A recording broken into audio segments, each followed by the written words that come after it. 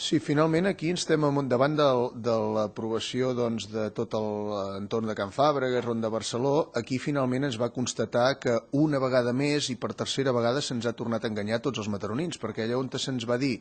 que el cost del trasllat de la nau no costaria diners als mataronins, finalment semblava ser que no costaria diners als mataronins com a contribuents. Aquest entre cometes, que és el que sembla que aquest govern ens prengui els mataronins per curts de mira, per no dir una altra cosa, doncs a nosaltres ens sembla que és ja una mentida a sobre d'una altra, perquè el cost del que és el desmuntatge el pagaran els veïns de Ronda, qui compri un pis a Ronda Barceló, el cost de l'emmagatzematge, que encara no sabem quin serà, el pagarem els mataronins a través de l'empresa pública municipal PUMSA, i el cost del muntatge de la nau el pagarà els propietaris de l'entorn viada. Els propietaris al final seran aquelles persones que acabin comprant un pis en aquell entorn. Per tant, encarint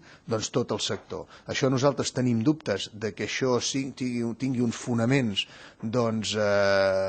legals com han de ser, però en tot cas és una mentida del govern perquè ens va dir que no ens costaria quartos als mataronins i esclar, és una forma de carregar-nos-ho indirectament.